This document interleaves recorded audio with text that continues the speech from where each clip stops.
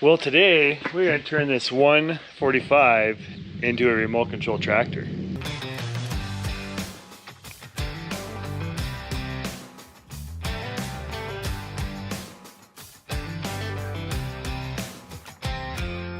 Hi, I'm Tony Fast's daughter. I'm Tony Fast's daughter. I'm Tony Fast's daughter. Our family has been blessed to farm in Montana For over 100 years now. And it wouldn't be possible without the great team we have and blessings from our Savior, Jesus Christ.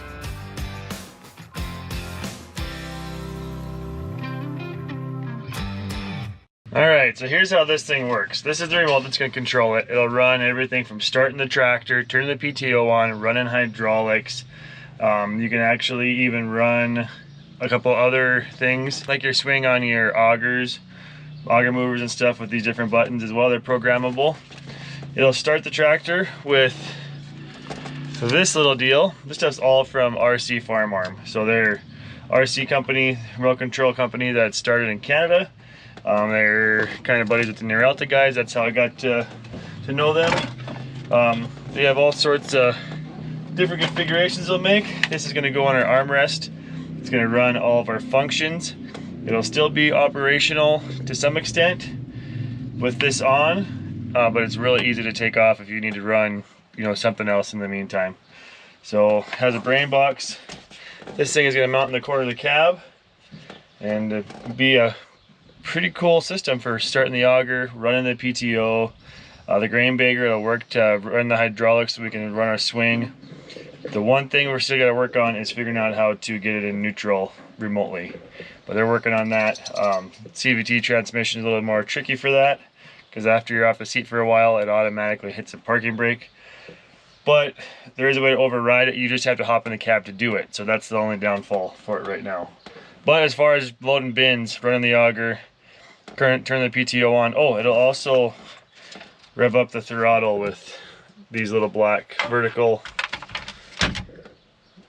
actuators here by pushing our power or RPM lock buttons here. So they have everything. It's available for lots of different configurations. First off, I went ahead and set my RPM sets. So there's one. There's two. So that's what these buttons are going to push. So that'll set our RPM instead of having to mess with the both throttles. So just push that button and it'll run our RPMs where we want to set it. So we got to take off this PTO knob and then place this over the top of that, and that'll run that. Let's reinstall that back on. And then we got to put a connector here. It's actually a bolt with a hook on it. This is going to go in here. So the hook underneath down here, get tight, but gotta put my camera down. Well, I got the control box mounted back here into a couple of the existing bolts. And here we're going to mount the ignition. I pulled these screws out of these two holes. There are these bolts that go in there. We'll slip that on and run these in. Hold that in position. Actually, I was thinking that these had to come out, but I gotta put those back in. Hold on. Start over. These actually have the nutserts in them just to hold it on, and these need to stay in there to hold that all together. I was thinking, how's that gonna stay together with those out? My bad. Don't do that. Put that back in. That makes so much more sense.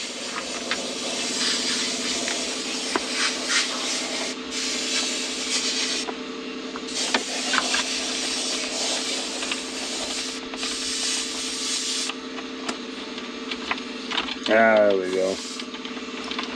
Alright, try it out now. So we're going to hold the start buttons down.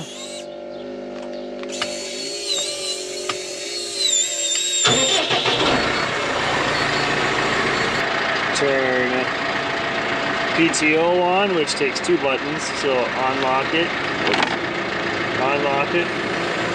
PTO on. Got in.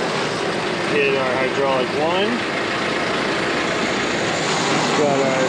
that's for running. And then RPM 1.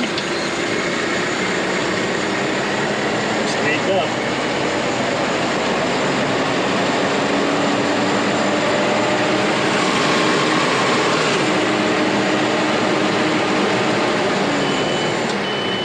Shut the hydraulics off. Shut the PTO off. And then shut the tractor off. That's cool. Well, go check out RCFarmArm. They are on all sorts of social media. I think they're even on TikTok, Instagram, YouTube videos. And since Dad never bought me a RC car when I was little, just got myself an RC tractor. Way better than a remote control car.